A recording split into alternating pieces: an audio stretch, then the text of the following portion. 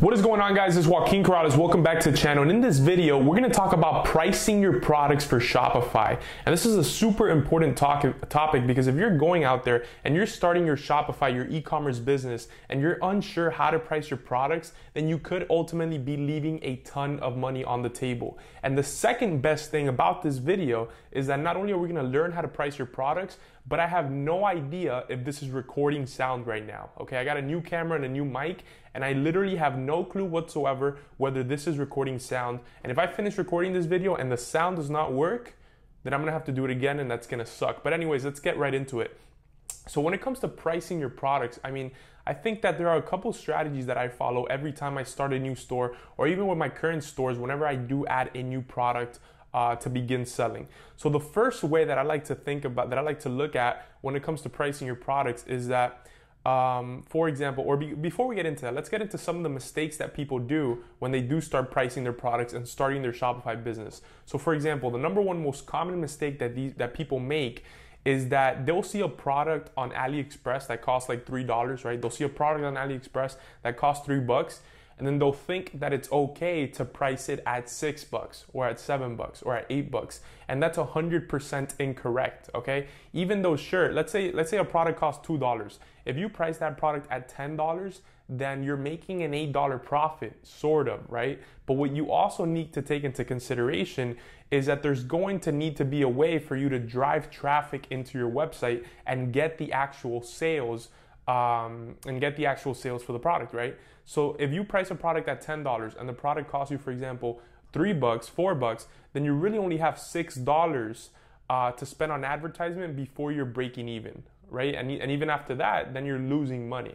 So that's something that you definitely need to keep in mind as you're pricing your products, that they need to be priced in a certain way where after you take the cost into consideration, you have a good amount of money left to spend on advertisement to get a person there. So the first way that I like to go out there and price my products is basically 3xing the actual cost from AliExpress. So if there's a product on AliExpress and the product costs $5, then I would go out there and see if pricing it at $15 makes sense. And the reason why I want to price it around that price range is because I want at a minimum a 30% margin, right? And so if the product costs $5, and if I'm able to go out there and get a customer for $5 and I sell it for $15, then I'm making a $5 profit, right? Which is somewhere around the 30% mark. It's a 33% mark profit. So that works for me. So that's the first strategy when it comes to pricing your products. Are you able to 3x the price, and does that make sense? Is the amount of money that you're leaving to get a customer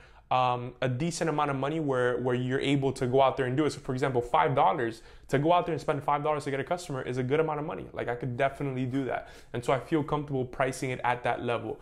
But now before I 3x the price, right? Before I actually go through and 3x the price, I follow my second key point, which is that I go out there and I find someone else that is selling a product similar or the same product, and I check to see how much they're selling it for, right? So obviously there are going to be other people out there. It's going to be a rare occasion if you start selling a product that no one else is selling, right? So if you go out there and you're selling a product, more than likely someone else is already selling it. So what do? You go back into my video, go watch my video down below or somewhere on my channel on how to spy on your competitors for Shopify, and you're gonna be able to, one, be able to find other products, and two, be able to find different stores that have products that you could be selling or products similar to the ones you're selling. But the whole main idea behind this is that you wanna go out there and you wanna find other stores that are selling a product similar or the same exact one, and you wanna see how much they're selling it for as it compares to how much it costs. So for example, if the product costs $2, right? And then you follow the 3x strategy and you price it at $6, but all the competitors, everyone out there is pricing it at $30, then you need to price it somewhere around there as well, right? Because that means that they have tested and that there are people going out there and paying $30 for this, right? And that's even better for us because not only do we make more margin on it, but we also have more advertisement space, right? We have more money to spend to get a customer. And at the end of the day, whoever has the most amount of money to spend on advertisement, whoever could pay the most for a customer is the person that's going to win. That's why email marketing is so important. That's why retargeting is so important. That's why selling to your same customers over and over again is so important.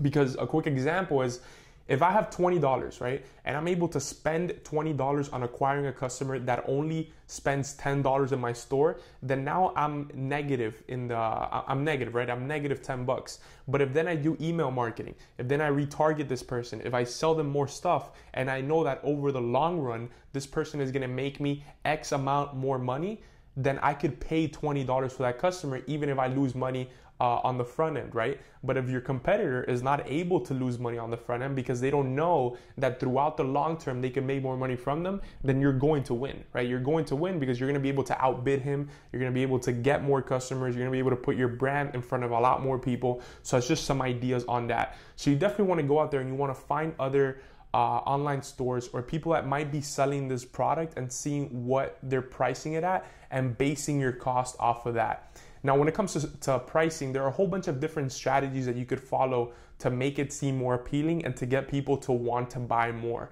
So the first thing that I want to talk about is, make sure we're still recording, yeah. So the first thing that I want to talk about is the actual number, right? So if you're going to price something at $15, you don't want to price it at 15 flat, right? You want to price it on numbers that end in 7, 9, or 5. So I'm going to price it at $14.95, $14.97, or $14.99, right? And the reason why you want to do that is because there's a whole bunch of psychology backing those numbers, and the fact that there's a whole bunch of different studies that when things are priced with those numbers in 99, 95, and 97, people are a lot more likely to purchase just because in their mind it cost the number before, right? It cost the 14 instead of the 15. And so make sure that you guys do that with your product. Sometimes I'll go to a store and a product costs like $30 flat and I'm like, what? Like, don't you see what everyone does? Like everyone, like if you go to any store right now, if you go on Amazon, if you go on Best Buy, just anywhere, you're gonna see that they're doing that, and it's for a reason, right? Because it works. So make sure that you guys do that. Another thing that I want to talk about is volume pricing. And this is super important. And if you're not doing volume pricing with at least 20% of your products, then you're doing something wrong and you're leaving a ton of money on the table. And the reason why this works so good, or let me explain what that is first. So what volume pricing is imagine that you're going to a Shopify store to buy a gift for someone, right? So you're scrolling through Instagram and you see an advertisement and you click on the ad and you get to that store and then you see, okay, if I buy one, it's gonna cost 15 bucks. If I buy two, I'm getting 10% off. If I buy three, I'm getting 20% off. If I buy four, I'm getting 30% off, right? And to the customer, that's a huge deal. Like getting that percentage off, 30% off, is like unheard of. That's crazy.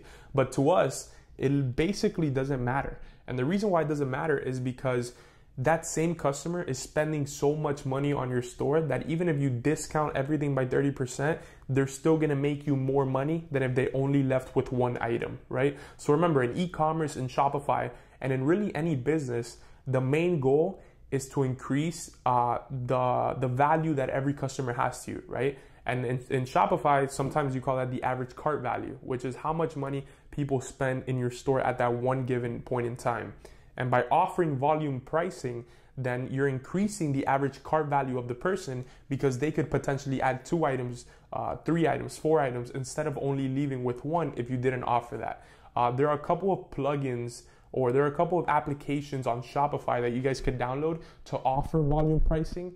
So it's not trivial whatsoever. It's actually pretty easy for you to go out there and do it as long as you use the right app, and then make sure you do it, like for example, with the right products. Like for example, if it's a mouse, probably doing it with a mouse is not going to be super effective because usually people don't go and buy like 3 of these at the same time, right? If someone wants to buy a mouse, and they're probably going to buy one. I mean, you could try it, but it might be a waste of time. But for example, if it's a gift or if it's something that you think that the person might want to buy a couple of, then you should go ahead and try it. And obviously measure what it is that you're doing. Like as you guys are doing different things in your store, make sure that you're measuring it to see if it works or not.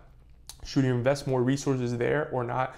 But definitely volume pricing is something that is super important when it comes to pricing the actual items. Another thing, there are a couple of plugins out there or apps in the Shopify store that I can't really remember right now, but it has to do with the amount of money that the person spends in your store. So for example, if you're sending advertisements to an item that costs $30 and they add that item to their cart, once you get into the other page, right, the checkout area, it's gonna say something at the top like, oh, you're gonna get a free something if you spend $35, right? So you only need $5 more, and the app actually works like that. I don't remember the name right now.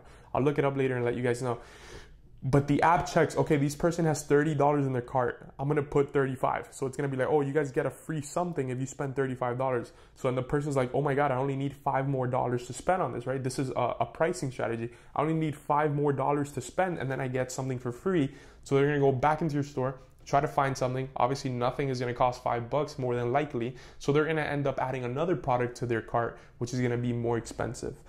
So yeah, there's a whole bunch of different strategies that you could follow as far as pricing. If you're getting a lot of people coming into your store and people are not buying, it probably has to do with your pricing. If you followed the other Shopify videos that I've released on how to optimize and all of that. So try lowering the price. Always try comparing to what other competitors are doing and seeing what their pricing is at. But I mean, it's different for every niche. It's different for every product. So you just have to go out there and, like almost everything else in e-commerce, just test it out. But if you guys follow these strategies, then you're gonna increase the chances of increasing how much money you make, of increasing the average cart value, and at the end of the day, how many orders you get and the margin that you're getting per product. And so guys, this is Joaquin Corrales. This is a 180-day challenge. We're releasing videos daily, and every single week we're doing giveaways of software and $1,000 worth of entrepreneurship courses. And all you have to do to qualify is hit the subscribe button, hit the like button, and put a comment down below on if you guys are using some of these strategies in your online stores to increase the amount of money that you make from every single customer. And I'll see you guys tomorrow on the next video.